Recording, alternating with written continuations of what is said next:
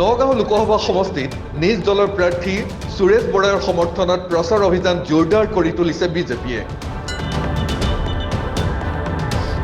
শুকুৰবাৰে মন্ত্ৰী পীযুষ হাজৰিকাই বিজেপি প্ৰাৰ্থীগৰাকীৰ হৈ চলোৱা প্ৰচাৰ অভিযানত অংশ লৈ বিৰোধী দল তথা প্ৰাৰ্থীৰ বিপক্ষে সোচ্চাৰ হৈ পৰা দেখা গ'ল।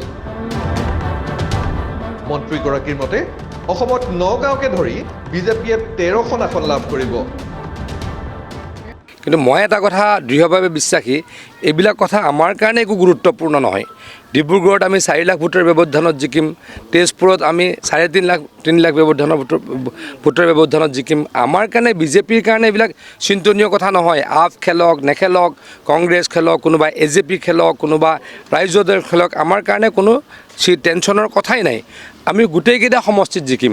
কেইদিনমানৰ আগলৈকে আমি 11টা সমষ্টিত জিকাৰ আমি এটা দেখি আছিলোঁ কথা, কিন্তু এতিয়া আমি 13টালৈকেও যাব পাৰিম বুলি ভাবিছোঁ। নগাঁৱত এইবাৰ প্ৰদ্যুৎ বৰদলৈ পাৰুকৈ মুখ ঠেকেচা খাব। আজি এইজন ক'ৰ মানুহ, কোনে নগাঁও মানুহে নাজানে। ক'ৰবাত নগাঁৱত এটা ঘৰ আছে নেকি? এটা ভাড়া ঘৰ লৈছিল ইলেকশ্যনৰ সময়ত, এই ঘৰটোও নাই এতিয়া। আকৌ চাগে এতিয়া ভাড়া ঘৰ এটা ল'ব। এটা কাম ক'ৰবাত কৰিছে নেকি? বানপানীৰ সময়ত ইয়াত আহে নেকি? ক'ভিডৰ সময়ত ক'ৰবাত আহিছিল নেকি? প্ৰদ্যুৎ বৰদলৈ ডাঙৰীয়াই অতিকৈ বেয়াকৈ মুখ ঠেকেচা খাব। এতিয়াতো কংগ্ৰেছৰ কোনো মানুহ প্ৰদ্যুৎ বৰদলৈ ডাঙৰীয়াৰ লগত নাই। পীযুষ হাজৰিকাৰ দাবী, যোৰহাটত গৌৰৱ গগৈ 2 লাখ ভোটৰ ব্যৱধানত পৰাস্ত হ'ব। গৌৰৱ গগৈ ডাঙৰীয়া 2 লাখ ভোটৰ ব্যৱধানত হাৰিব। আপোনালোকে কেইদিনমানৰ পাছত গম পাব, ইলেকশ্যনটো ইলেকশ্যনে।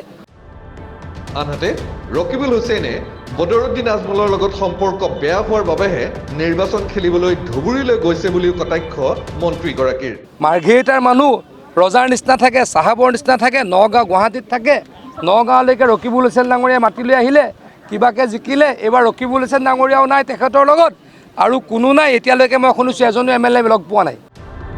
লগতে লুৰিণজ্যোতি গগৈয়ে নিৰ্বাচনত পৰাজয়ৰ ৰেকৰ্ড কৰিব বুলিও মন্তব্য মন্ত্ৰী পীযুষ হাজৰিকাৰ।